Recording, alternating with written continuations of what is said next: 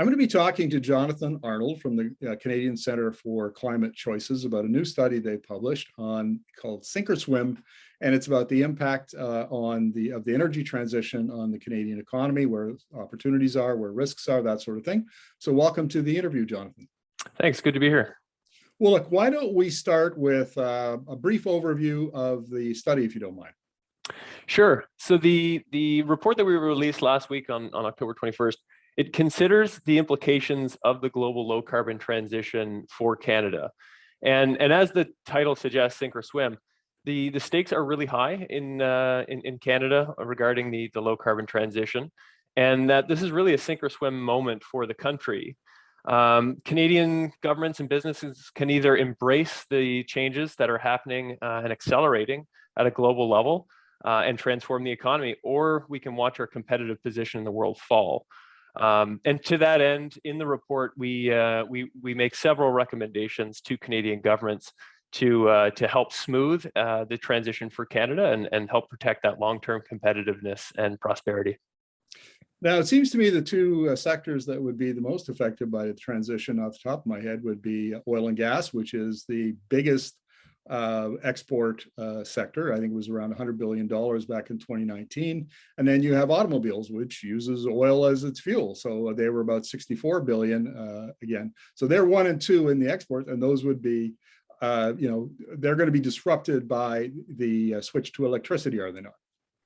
Yeah, so that's roughly correct. So we do the stress testing analysis of Canadian publicly traded companies in Canada, and we can compare that to results to publicly traded companies globally. And what we see is that there are 3 kind of broad buckets of how companies are going to be impacted by transition. The companies or sectors where demand is expected to grow, so where the opportunities are fairly certain. There's a middle category where the opportunities are less certain, where carbon costs are going to be the major driver of changes in profitability. So those would be mining and minerals and metals, uranium, that sort of thing. And then there's this third bucket that we call transition vulnerable sectors, and this would be oil and gas companies, as well as manufacturers of internal combustion engines. But overall, what we see is that roughly 70% of goods exports in Canada come from these transition vulnerable industries, and over about 60% of foreign direct investment flows into these transition vulnerable sectors as well. So this is a huge issue for Canada and matters greatly for the economy.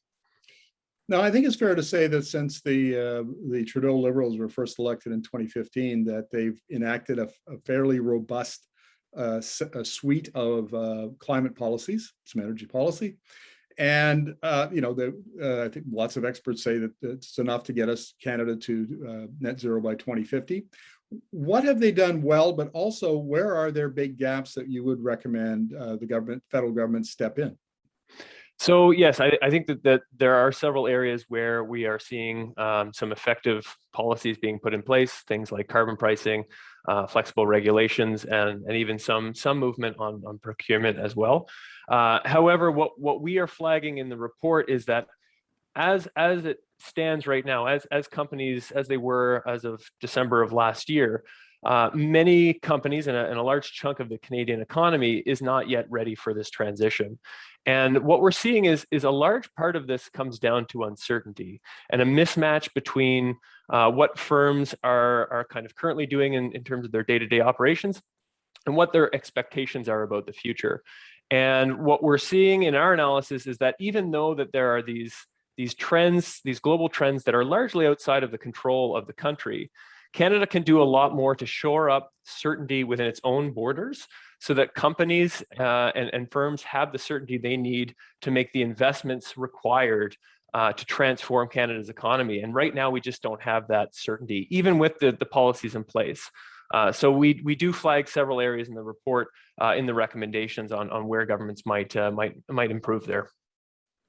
What about government policies to encourage investment in areas where there's opportunity? Yeah, so that's a huge area of interest for us and in the report as well. So in the report, we look at the last 10 years of investment trends in Canada, and that helps us identify over 500 companies across 9 different, what we call opportunity sectors.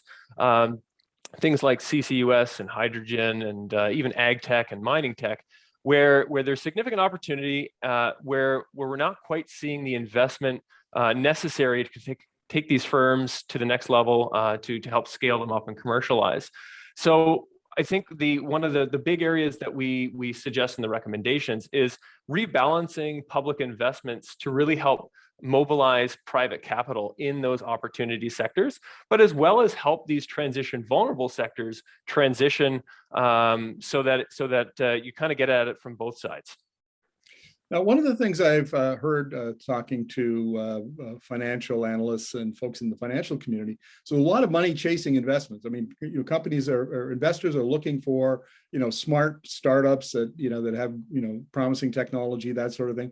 So is this an issue of we don't have enough Canadian companies ready to be invested in, or that we don't have a large enough pool of capital here for the companies that we are nurturing?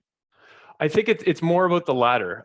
When we look at the investment trends over the last 10 years, there's actually a fair amount of capital available on the early stage of development in companies. But it's when you start looking at the later stage financing rounds, at larger scale ups and commercialization, that's where the gaps are. And I think that's where the addressing the uncertainties in these markets can really help mobilize private capital. But as we note in the report, I think part of this is also about just the information available in markets, or the misinformation in markets. So the push for mandatory climate-related disclosures for companies and crown corporations and governments generally, I think can help get at that, so that investors have more confidence in the companies and efforts that they're putting their money behind. And right now, I don't think we have that clarity, and I think that the push for climate-related disclosures can help that, and that's one of our recommendations. Now, Jonathan, I'm kind of curious to get your opinion about something. I mean, I talk to experts in Europe and the States and some in Asia, and it seems like there the energy transition is higher up on the list of priorities, both of investors and the business community and governments. Here, we don't talk about it nearly as much as they do elsewhere. We don't. Our business community, and I'm thinking maybe oil and gas, energy, because those, it's a sector that we cover. They seem to be behind the curve. Maybe they're 5 years or 10 years back behind the curve. Would that be your impression, or did you have a different take on that?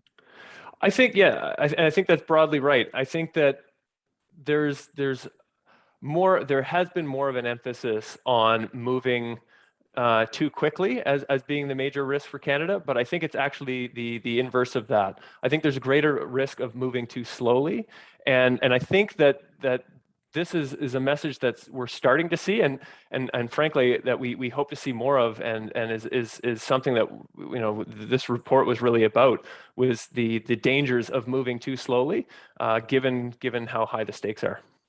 Yeah, I would agree with that. I mean, take the auto industry, for example. We see the industry now, just in the last year and a half or so, it's committing, hundreds of billions of dollars to refitting factories, building new factories, battery factories, and so on, to make the transition to EVs. It's like Canada got caught. It's like we were unprepared for that. Well, other governments, other countries have been preparing for years for that shift. Is that a fair comment? I think that yeah, Canada is catching up, but I think it is also catching up fairly quickly, especially in the area of electric vehicles. You look at the latest investments, the investment, I think it was by GM, $1 billion in their Ingersoll plant to convert what they used to make SUVs. Now they're going to be moving to electric commercial vans. There was another major investment by a company called Li-Cycle, who just had a second public offering for $1.6 billion, and that's a recycler of a Canadian recycler of lithium batteries. So we are starting to see some major investments in the electric vehicle side, and that's the sort of thing that we're really calling for in this report, and making sure that there are targeted government policies that help encourage that type of transition. I think that there are some really good questions around, when we talk about transition vulnerable sectors, The transition for internal combustion engine manufacturers, that's going to be very different than the transition for the oil and gas sector.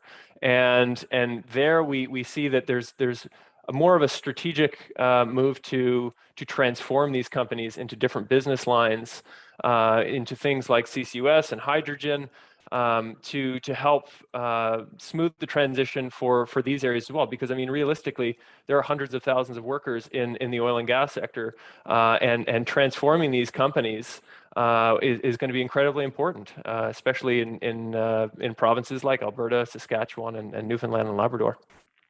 Great. Well, Jonathan, thank you very much. Really appreciate your insights. Thank you.